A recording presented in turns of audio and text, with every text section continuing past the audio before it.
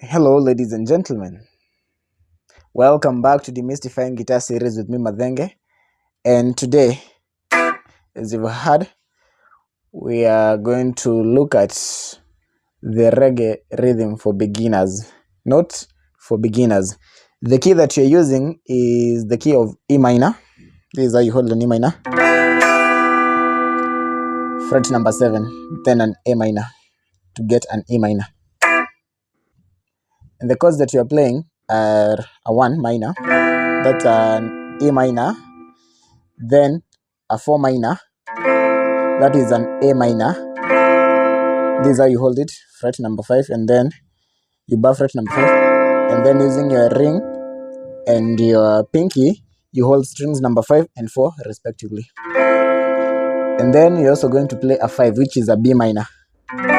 Same shape, but now at fret number 7 and 9 respectively. Those are the chords.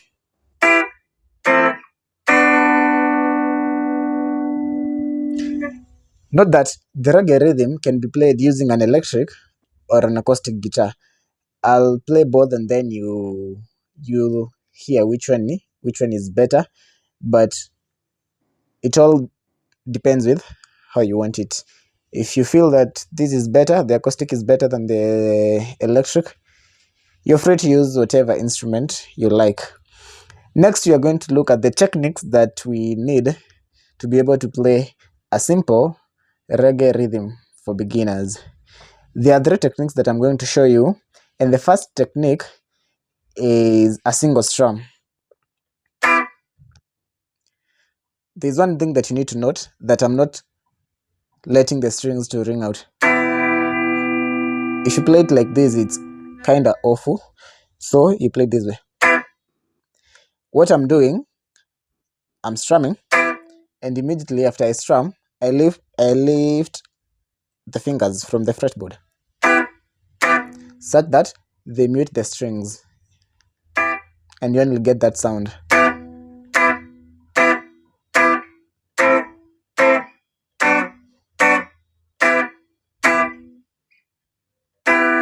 You get it? If I let them ring out,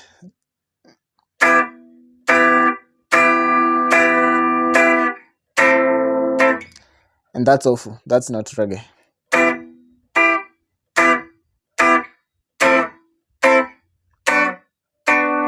That is the first technique.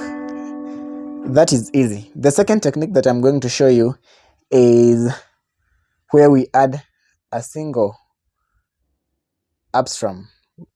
You notice that this is the down strum. Now I want us to add an up strum. So remember, while playing the first technique, strum and lift up your fingers. Now strum, and as you lift off the fingers from the fretboard, you strum upwards. Slowly.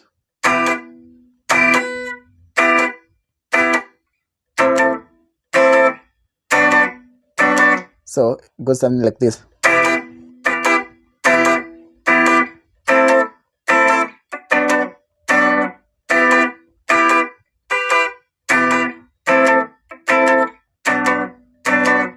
That's the second technique. That might be a little bit tricky, but with practice you will be able to get the nitty-gritties of that technique.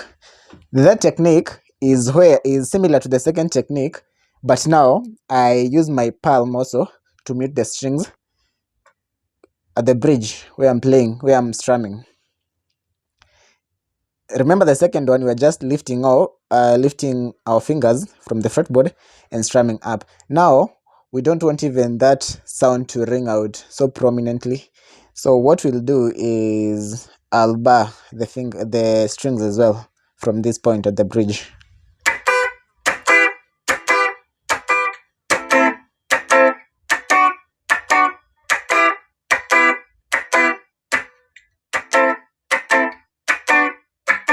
You realize it's not the same as this one.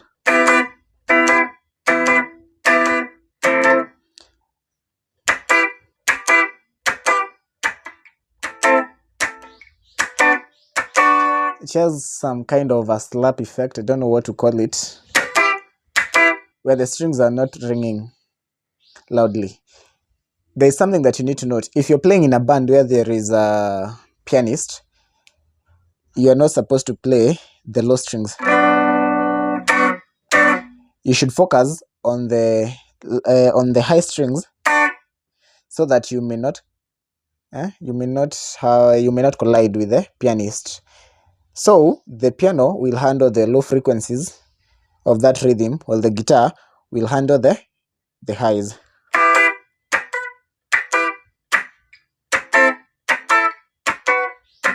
And you can hear it. That is exactly what you hear when you listen to reggae music.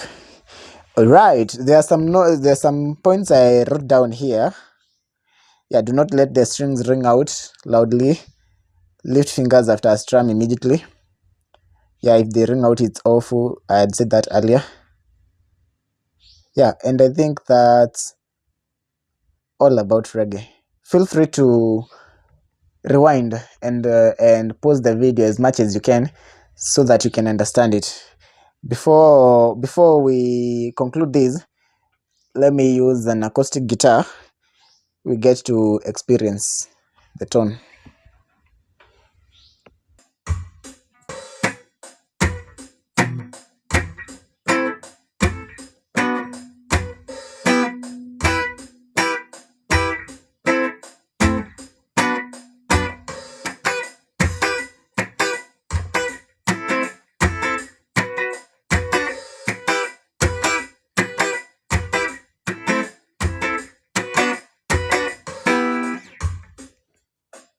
So that is the sound of an acoustic guitar playing that rhythm. So you choose the instrument that suits you best. For the gear that I have been using for this video, I have my MGNUX guitar modeling processor, and I have customized my tone, and I'm using a pedal wah to bring out that fancy effect on the tone of the guitar. Thank you for watching. If you have any questions and comments, kindly I respond to all of them. Bye bye.